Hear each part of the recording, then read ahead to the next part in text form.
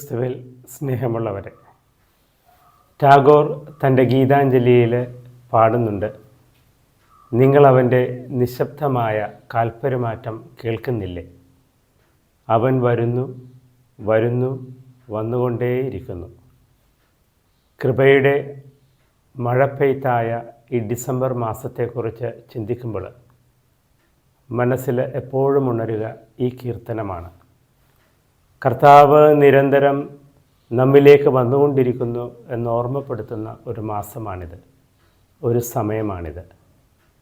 ആത്മീയ വിചാരത്തിൽ സമയത്തെ 3 തരംതിരിച്ചിട്ടുണ്ട്: ക്രോണോസ്, കൈറോസ്, എസ്കറ്റോൺ. ക്രോണോസ് എന്ന് പറയുമ്പോൾ ഘടികാരമനുസരിച്ചുള്ള നമ്മളുടെ സാധാരണ സമയമാണ്. ഇതിനോട് ചേർന്നാണ് കൈറോസ് വരുന്നത്. കൈറോസ് എന്ന് പറഞ്ഞാൽ ദൈവത്തിൻ്റെ സമയം എന്നർത്ഥം. നമ്മുടെ സാധാരണ സമയത്തിൽ സന്നിഹിതനായി ദൈവം നമ്മുടെ ചരിത്രത്തെ നയിച്ചുകൊണ്ടിരിക്കുകയും നമ്മളെ തന്നെ തിരിച്ചറിയുന്നതിനും തന്നിൽ വിശ്വസിക്കുന്നതിനും ക്ഷണിക്കുകയും ചെയ്യുന്നു. ഇതിനെയാണ് നമ്മൾ കൈറോസ് എന്ന് പറയുന്നത്. ദൈവത്തിൻ്റെ ഈ ക്ഷണം സ്വീകരിച്ച് ഒരാൾ വ്യക്തിപരമായി ദൈവത്തെ തൻ്റെ ജീവിതത്തിലേക്ക് സ്വീകരിക്കുമ്പോൾ അയാൾക്ക് അത് രക്ഷയുടെ സമയമായിട്ട് മാറും. ഇതിന് എസ്കറ്റോൺ എന്ന് പറയാം.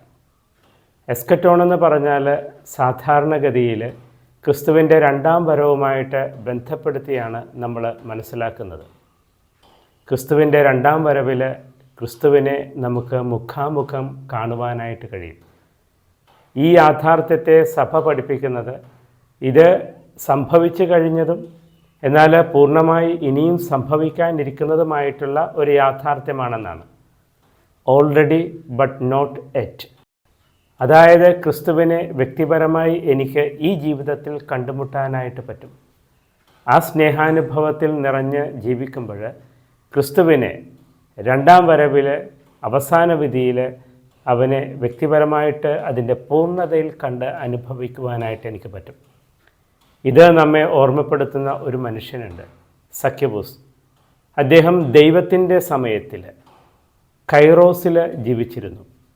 അദ്ദേഹത്തിൻ്റെ ജീവിതത്തിൽ പക്ഷേ രക്ഷയുടെ ദിവസം സമാഗതമാകുന്നത് അദ്ദേഹമായിരുന്ന മരത്തിൻ്റെ ചുവട്ടിൽ വന്നു നിന്ന് ക്രിസ്തു സഖ്യബൂസിനെ ക്ഷണിക്കുന്നതും അദ്ദേഹത്തിൻ്റെ വീട്ടിലേക്ക് കടന്നു ചെല്ലുന്നതും സംഭവിക്കുമ്പോഴാണ്.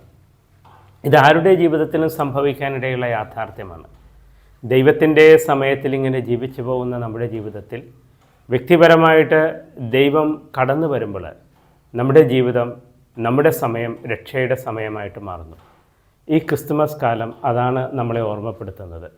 ദൈവം നിരന്തരം നമ്മുടെ ജീവിതത്തിലേക്ക് ഇങ്ങനെ വന്നുകൊണ്ടേയിരിക്കുന്നു.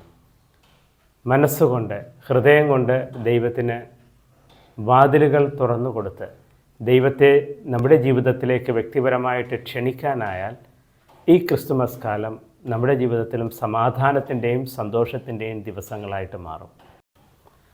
പൗലോസ് അപ്പോസ്തലൻ നമ്മെ ഓർമ്മപ്പെടുത്തുന്നുണ്ട്, ഇതാ ഇപ്പോൾ സ്വീകാര്യമായ സമയം, ഇതാ ഇപ്പോൾ രക്ഷയുടെ ദിവസം.